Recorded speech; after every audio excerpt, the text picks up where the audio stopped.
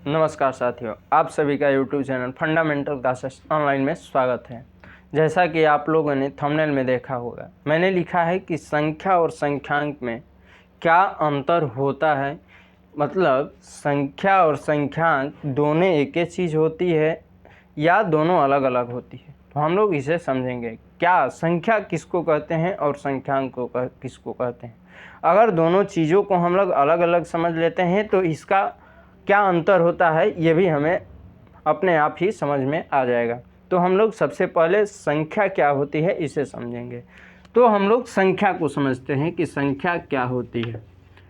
तो अगर संख्या की बात करूं तो मैं आप लोगों से कहूं कि इस हाथ में, मेरे इस हाथ में कितने मार्कर हैं, तो आप लोग कहेंगे एक। अगर इस हाथ में मैं कहूं कि इसमें कितनी पेन है तो कहेंगे एक।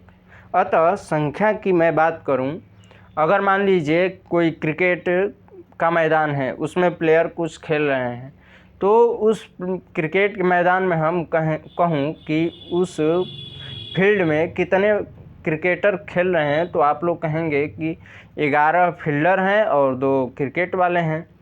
तो अगर मैं संख्या की बात करूं तो संख्या की परिभाषा हम यह दे सकते हैं कि कोई वस्तु कितनी है जिससे हमें पता चलता है उसे हम संख्या कहते हैं। जैसे मैंने कहा अभी कि मेरे हाथ में कितने मार्कर हैं, तो आप लोगों ने भी कहा कि 1 मार्कर है यानी 1।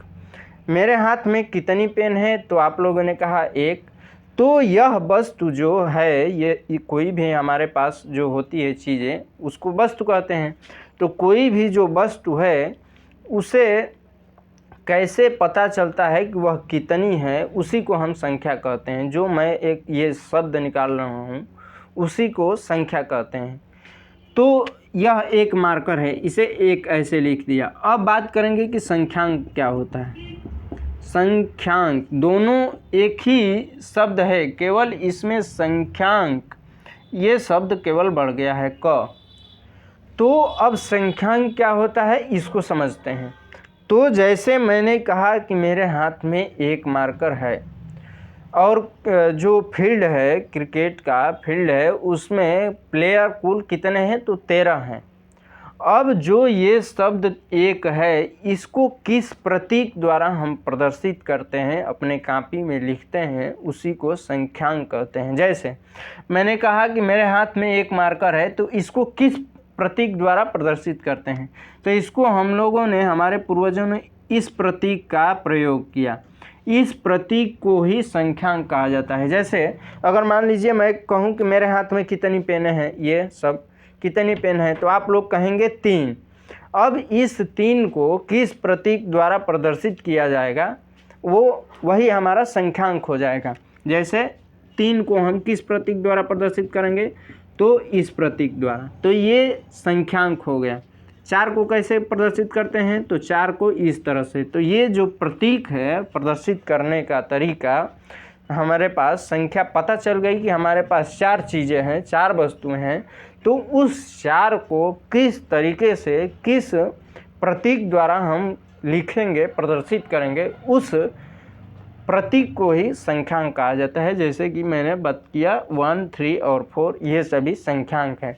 अब कोई वस्तु कितनी है हमें जिससे पता चलता है, बोध होता है, उसको हम संख्या कहते हैं। अगर इस तरह की वीडियो आप लोग मैथमेटिक्स में चाहते हैं तो इस चैनल से आप जुड़ सकते हैं। इस चैनल से जुड़ने के लिए आप लोगों को चैनल को सब्सक्राइब करना होगा, वीडियो को लाइक करना होगा और अपने दोस्तों के साथ शेयर करना होगा।